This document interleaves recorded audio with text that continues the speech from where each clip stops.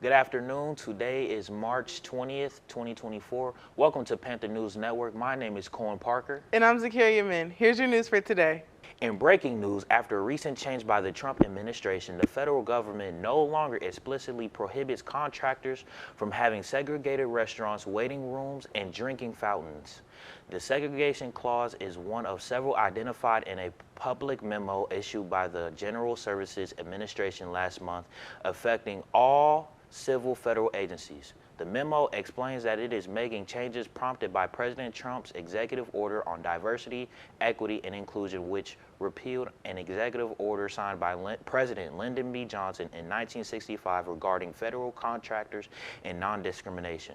The memo also addresses Trump's executive order on gender identity. While there are still state and federal laws that outlaw segregation and discrimination that companies need to comply with, legal experts say this change to contracts across the federal government is definitely significant. In breaking news, the Pentagon recently removed, then restored web pages honoring the contributions of Black veterans, the Navajo Code Talkers, and other minority service members. This action was part of a broader effort to eliminate content related to diversity, equity, and inclusion, also known as DEI, from military websites following an executive order from President Donald Trump.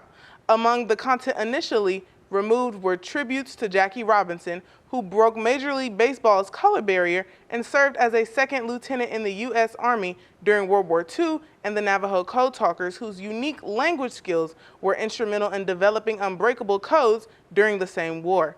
The removal sparked public outcry and criticism from various communities, leading the Pentagon to acknowledge the mistake and restore the content. Pentagon officials admitted that the review process to eliminate DEI content was too hasty, resulting in the unintended removal of these significant historical pages. This incident has raised concerns about how the military balances the removal of DEI initiatives with the need to honor and remember the diverse individuals who have contributed to the nation's history.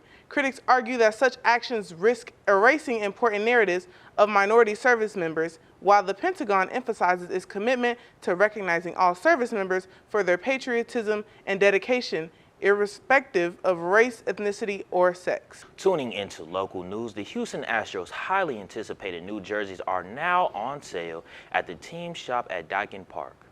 Fans are making their way by the Union Stadium team store for a 24-hour special event after the shop opened early on Thursday. The team made the big reveal Wednesday, posting images of the new Nike City Connect uniform.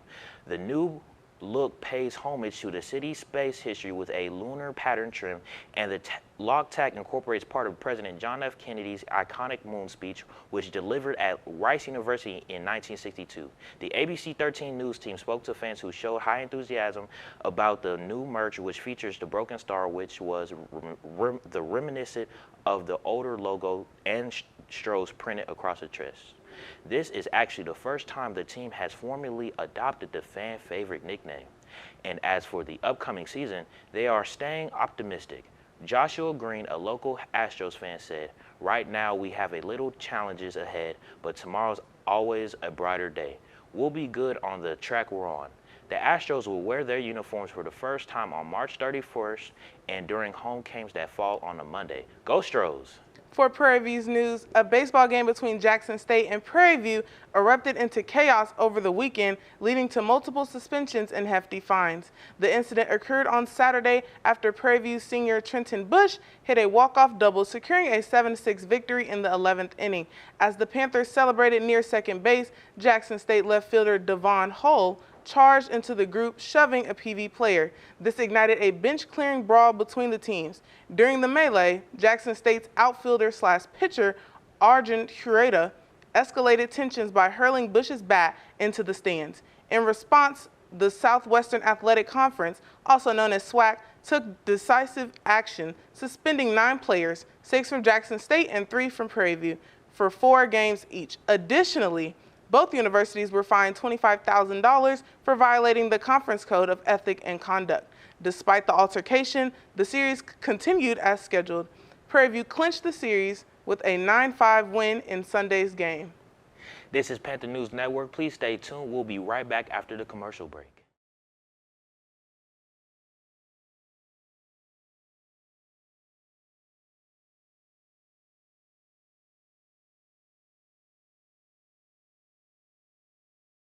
Thanks for staying with us. Here's your remaining news for today. Shifting gears towards HBCU news, breaking news from the West Coast area of California, our very own Southern University Lady Jaguars has defeated UC San Diego 68-56 in the first four matchup, making it one of the first upsets in the Division I tournament. After a slow start from both teams, the Jaguars took the lead in the first quarter and just didn't look back. By halftime, Southern was up by 20 points, who was led by Sanaya Reed, who scored 19 first half points. UC San Diego did make a comeback. Fortunately for the SWAC family, it just wasn't enough to catch up to the Lady Jaguars. Sanaya Reed ended the game with 24 points, with 80% from the field and 75% from the free throw. The Jags won 11 of their last 12 games, including their flawless mission in the SWAC tournament to secure a spot in the March Madness. Their next game is Friday night against the number 1 seed UCLA Bruins at 9 p.m. Keep striking, Jags. The 2025 HBCU First Look Film Festival is partnering with Spelman College and the Black Women Film Network, also known as BWFN, to host a special event featuring media mogul Cathy Hughes. On March 21st, Hughes will engage in an Elevate Through Mentorship conversation with her mentee, Sheila Eldridge, founder of the HBCU First Look Film Festival. This event will take place at Spelman's LaTanya Richardson Jackson and Samuel L. Jackson Center for the Performing Arts. The discussion aims to highlight the significance of mentorship in media, aligning with the festival's mission to elevate future storytellers. As part of Women's History Month, the event underscores the contributions of Black women in media and entertainment. Cathy Hughes, founder and chairperson of Urban One Incorporated, made history as the first Black American woman to chair a publicly held corporation. Her media conglomerate reaches over 80% of the Black American market through various platforms, including radio stations, cable networks like TV One and Clio TV, and digital platforms such as iOne Digital. Sheila Eldridge, CEO and president of Miles Ahead Broadcasting, has been instrumental in creating platforms that amplify Black voices in media. Her collaboration with Hughes for this event exemplifies the power of mentorship in fostering new talent and leadership within the industry. This event is part of a broader tour by the HBCU First Look Film Festival across historically Black colleges and universities, also known as HBCUs, in the United States, aiming to inspire and equip students to make their mark in media and entertainment. Now shifting gears into entertainment news, the eyebrows continue to raise because the feud between ex-spouses Kanye West and Kim Kardashian continue to escalate over the internet. The homecoming rapper recently tweeted that his ex-wife is a quote-unquote sex trafficker. Another explosive tweet targets Kim and the rest of the Kardashian family using several derogatory terms and made some big allegations as well. While we can't repeat most of the tweet on KPVU-TV, we can give you the last two sentences saying, "My soul is black, and y'all don't believe in me and just say I'm crazy." The entire post was in all caps. Issues between Kim and Kanye started over their daughter Northwest trademark disagreement. However, it led to a big blow up from the rapper targeting the Kardashian family with his tweets. Meanwhile, Kim reportedly had enough of Ye's tweets. Page 6 exclusively reported a source's claims that the reality mogul was appalled at the extent of Kanye West's attack against Beyonce and Jay-Z's kids. An insider shared Kim has had enough and she's done trying to be reasonable with Kanye when it comes to communication. Also, the source exposes that Kardashian was decided to communicate with West through mediators. She was texting her former spouse herself up until this incident. The story was originally reported by Varsha Narayanan on Reality T. That's your news for today. Please keep watching to see more of our Panther News Network team with their daily segments. But first, let's get to this weather. Take it away.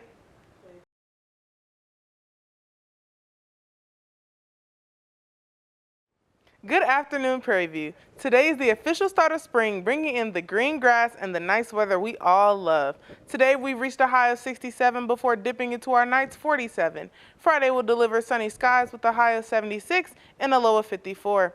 Be prepared for an amazing Saturday morning, starting off with 63 degrees and reaching up to 82 degrees around 3 p.m. You'll want to grab your umbrella Sunday morning because there is a slight chance of scattered thunderstorms, along with our high at 80 degrees and low at 66. Expect partly cloudy skies throughout the day on Monday, in addition to a high of 80 and a low of 58. Also, Waller County is currently under a fire weather warning due to combinations of strong winds, low relative humidity, and warm temperatures that can create explosive fire growth potential. With spring starting, the atmosphere will be unstable, but saddle up and stay weather aware. My name is Zakaria Mehn, and this is the Panther News Network weather.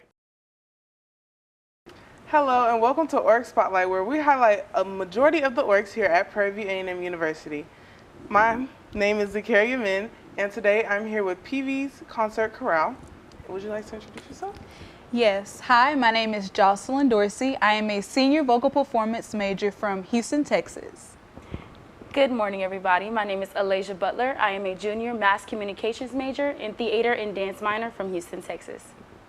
Okay, guys, so yesterday was the Founders Day and Honors Convocation. Yes, ma'am. And the choir did something unexpected. Y'all protested, and it blew everyone away. HBCUs besides Prairie View, people out don't even graduated, alumni, everybody. So could you give the reason on why you decided to do the protest? So the idea from the protest was inspired by our trip to ACDA that was canceled. We found out this week we actually would have been on the way or in Dallas today. However, it was canceled at the very last minute, but us not being able to go to ACDA was just the icing on the cake. The real reason for the protest was to highlight the lack of student support and funding across the campus and the student body. Not only does choir or students in the arts feel undervalued and overworked, but plenty of other students across the campus of Prairie View often feel overlooked and feel like their problems are often dismissed. So we wanted to highlight that issue and bring it to their attention at convocation. Okay. So if you did not see the protest at the convocation or on YouTube already, we're going to show a clip right now. Here you go.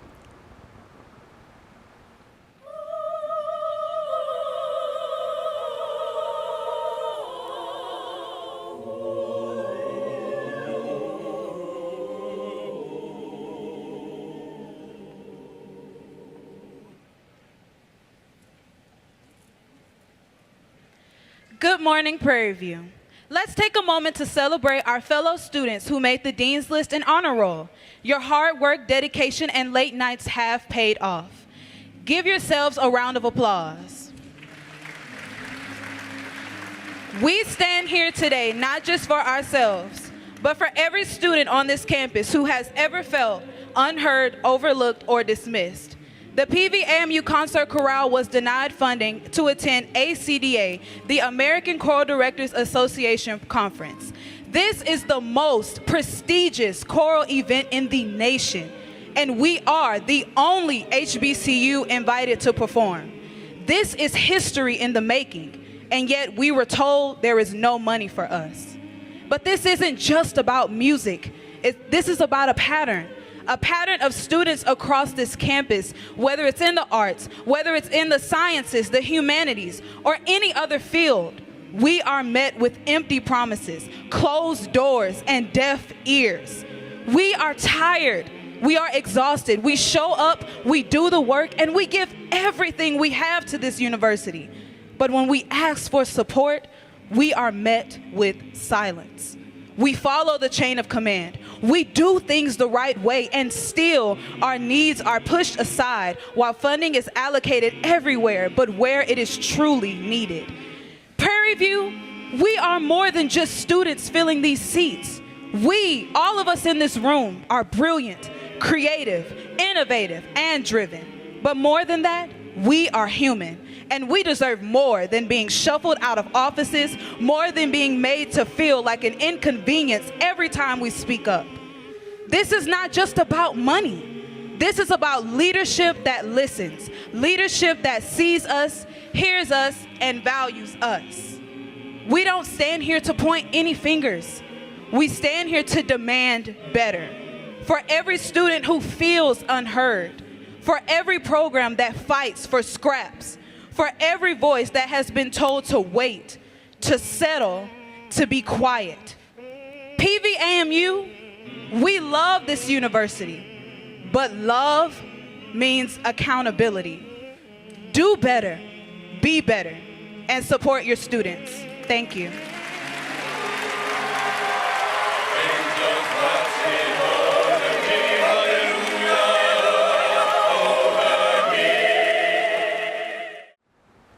Okay, so how did the choir, like, itself, like the whole choir, how did they feel about protesting at the convocation? Like, what were their emotions? Were they nervous? Were they ready? How were they feeling? I believe that the choir was very ready to speak about these issues that we're facing as students. People assume that when you're protesting, you're only talking about something that you believe in, but we were talking about a topic that affects the masses of students. So with us feeling slighted in that time, we felt all of our hard work was basically in vain. So everybody felt away and was ready to protest, whether it was not singing or just speaking out about some of these issues that students face. Okay, so these were the emotions before that happened? Before the convocation? Yes. Okay, so after everything was done, y'all got that big standing ovation. I was a part of it. How did y'all feel? Like, did y'all feel relieved? Did y'all feel heard? Like, what was going through y'all's minds? Once we saw all of the student support and we saw people standing up and recording and clapping, and even on like the video screen, we see parents, some people were in tears behind the protest that we did. It felt very rewarding to know that our message got across to them. However, we still aren't satisfied, and we won't be satisfied until we see official change. So even though ACDA is just one layer to it, we want to address certain things that we face within our department that affect our matriculation into getting our degrees and being prepared to go into the workforce, and whether or not we have professional development opportunities so that we're able to compete globally once we graduate here, and to know that we have all the necessary tools that we need to go out there and succeed.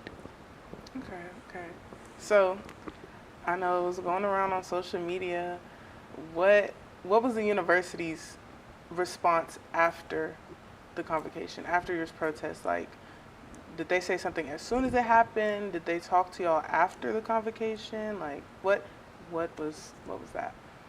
So afterwards, we really didn't hear anything. I felt like there were a myriad of emotions on that day. Some people were surprised. Some people were just now finding this out and were being educated about it. And some people that did know may have had opposing views, and some people did appreciate it and support it.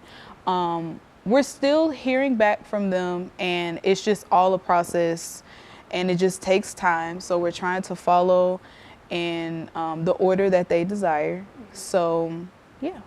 Okay. So, as you know, it got to social media like that. Like, they wasted no time, whether it was Fizz, it was Side Chat, whether it was Instagram, any social media platform. Me personally, I was looking and I was like, okay, I know what they did. They did it well. They executed. The message was heard from my end. I heard it. Now, again, other people aren't. Yeah, so what was your opinion, or both of y'all's opinion, on what they were saying on social media? Like, people not understanding really why y'all did it, and it was kind of like a script. Y'all had to follow it, and y'all didn't really sing, as they would say, because some people, again, it was Side Chat mainly that I saw, and they were like, oh, this was on the form, I didn't see them, they didn't sing, this was so inappropriate, it was the wrong time. And then you had other people that were saying this was the perfect time, something needed to be said, other organizations saying that they felt underfunded, they felt kind of like literally they didn't feel good at all. And so when y'all said something, it made them feel like, okay, maybe we all need to speak up. So what were y'all opinions on other people's opinions on what y'all did? Well, I think social media is a broad aspect. You're always going to have good and bad, whether it hits social media or not. But everybody in this world that we live in today, everybody wants their opinion to be heard. So of course you're going to get good and bad. I think all publicity is good publicity because people are talking about it. I believe that this was just the beginning of something bigger to come, not just for the arts, but for all students in all areas who feel featured but not funded. I was excited to read the comments and see what people were thinking, because these are conversation starters that need to happen. And I was happy to be a part of the org that would make it happen at such a huge event. Yes, I also agree. I'm glad that we were able to begin the conversation, because I know that a lot of students across the campus feel this, and it doesn't go beyond our dorm rooms or our apartments. It often stays there, or whenever we have a certain situation and something blows up, it just stays right there. It never gets out of that. So I was very proud of all of us coming together and talking about how we felt, and decided on, you know what, well, maybe we should use our voices to be heard, and not to be selfish and make it about, oh, just the choir. But as a student of Prairie View, we believe if excellence truly does live here, and if Prairie View really produces productive people, then we should be able to use our voices. We should be able to have these conversations, and students should feel comfortable enough to know that their leadership hears them, sees them, and supports them unconditionally, that they won't shut the door in their face, that they won't say, oh, we have to reschedule, oh, next week, and treat everything that we say or do like an inconvenience. And that's not to slander Prairie View, because we have some amazing professors and possibly some amazing people in leadership who do truly care about students. Absolutely. But I believe that there are just some core issues that need to be addressed, because even on social media, the people that did disagree, we had a lot of people who were in support, and one, to be exact, a lot of alumni. And a lot of alumni that commented and that shared and even told their stories of how when they were here, they were facing the same issues that we were, whether they were a member of the concert chorale or whether they came here for a completely different major, which goes to show if they came here and that was decades ago and we're still facing the same issue, then this is bigger than us. Okay, because when I was there and I was like, what's going on? Like, what's happening? They put on the masks. I seen the posters. I was like, oh my gosh, they're about to have a protest. And I was here for it. And then afterwards, biggest standing ovation I've ever heard in the Baby Dome. I was like, yes.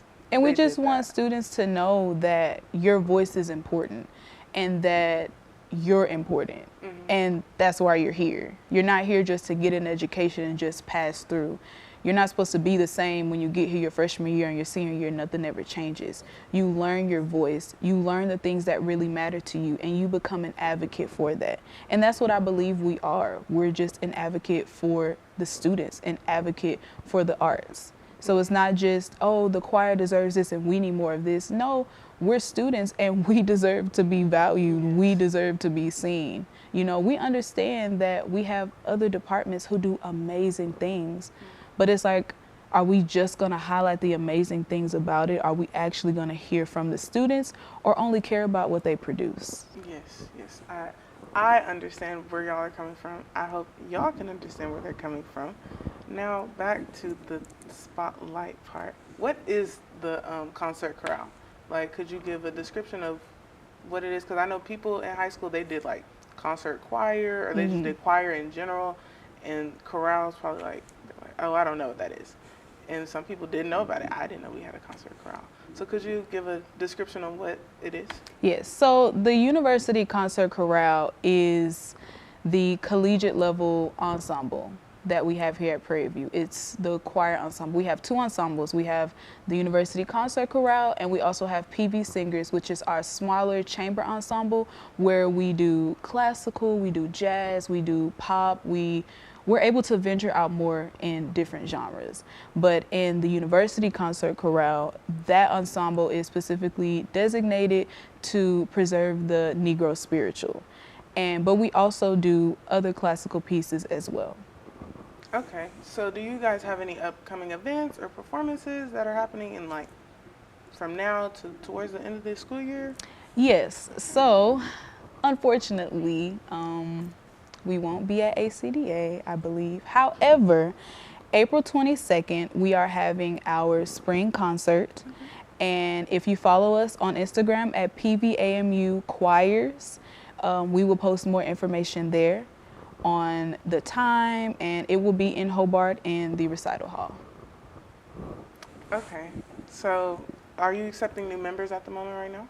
So at the moment, we are not accepting new members. However, if you email our professor, D.L. Robinson at pvamu.edu, he would be happy to discuss auditions in the fall to be able to audition and become part of the PVAMU concert chorale for fall 25. Okay, so I do want to thank you guys for joining us today with Org Spotlight and definitely explaining on why the protest happened and what it was for, because people needed to know. They were very confused and they had to know what was going on. And coming from y'all, I feel like they got it. Like they should have gotten it now. But you can watch this spotlight and many others on YouTube at KPVU-TV. I'm your host, Zakaria Mehn, and today I'm here with PV's Concert Chorale. And, oh yeah, I'll say your names. Jocelyn Dorsey. And Alasia Butler. And stay tuned to watch more of our Panther News Network segments.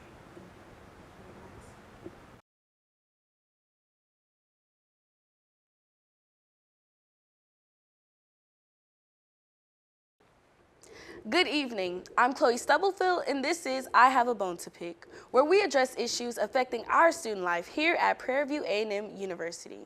Today we're tackling a topic that's often whispered about, but rarely addressed head-on: substance abuse among college students.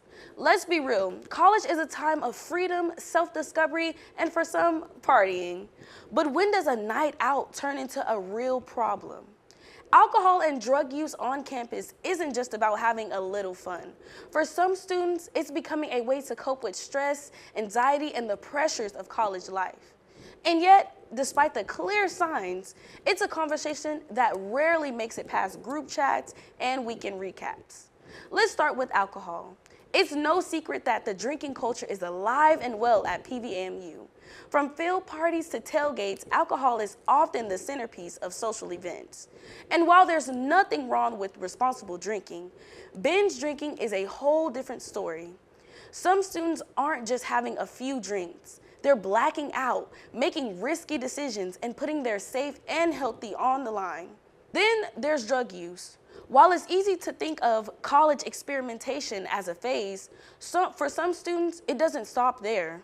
Marijuana is common, but harder substances are also making their way into the mix.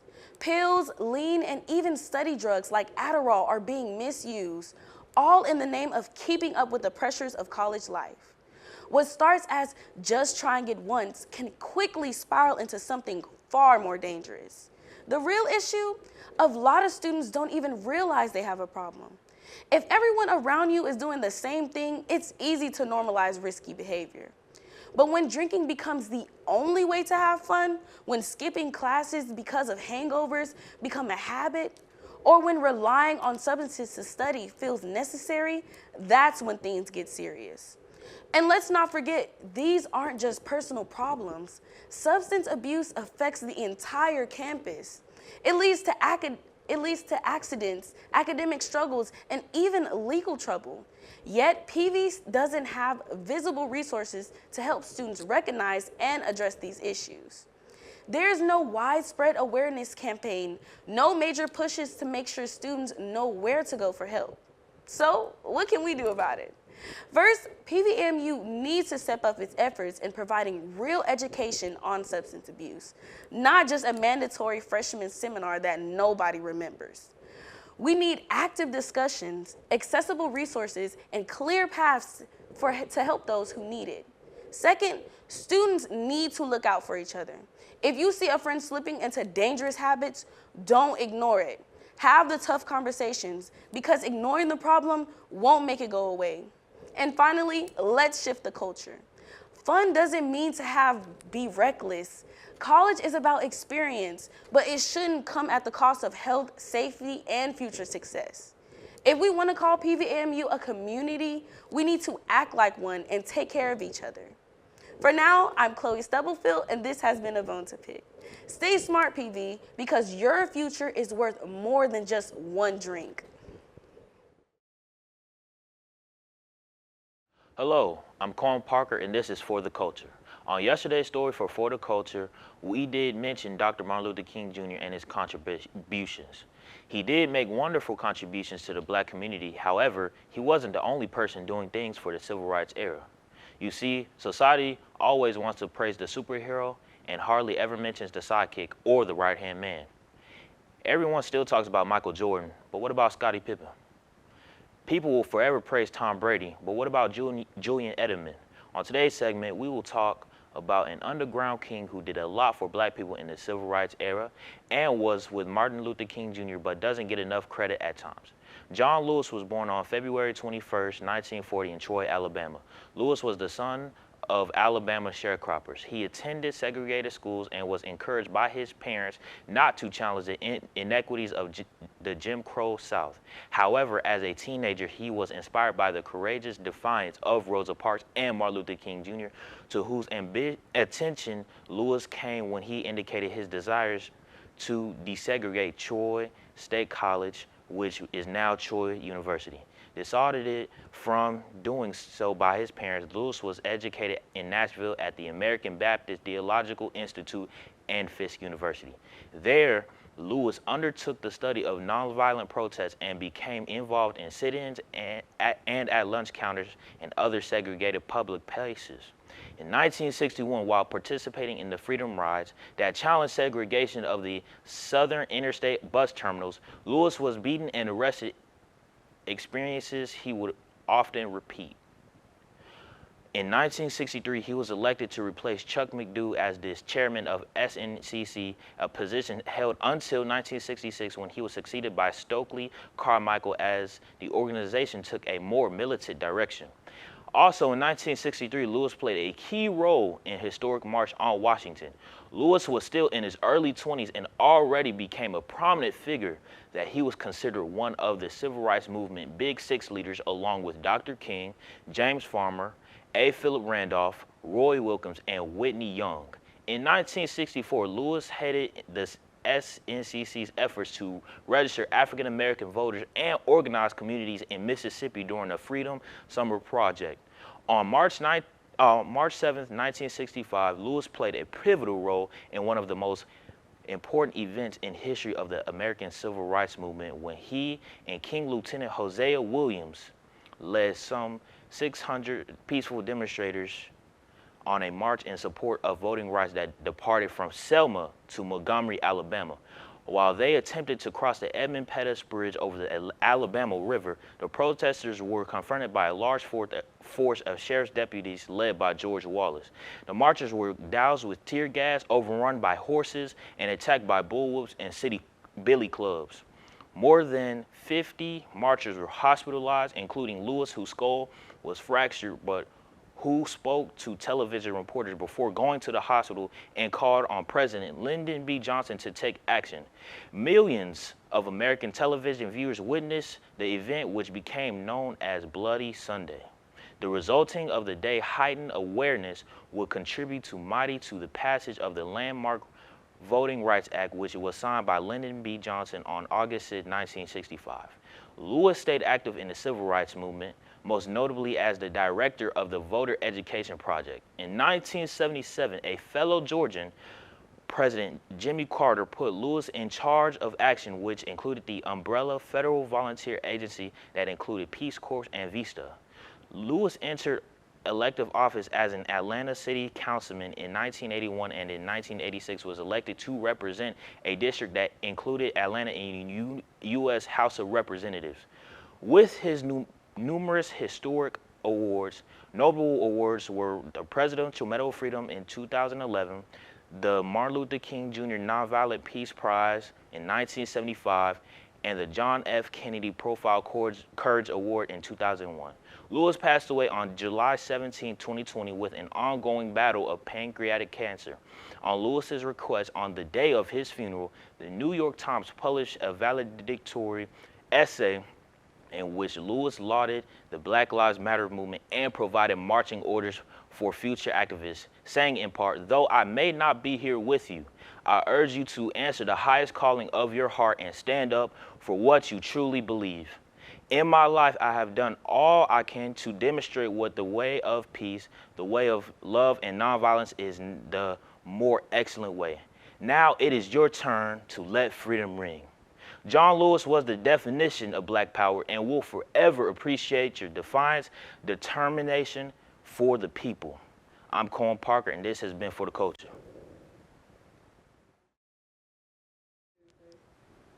That concludes our show for today. Be sure to follow us on Instagram, YouTube, and Twitter at KPVU-TV. This is Panther News Network. I'm your host, Zakaria Mehn. And I'm Cohen Parker. Have a great day, and we'll see you guys next time.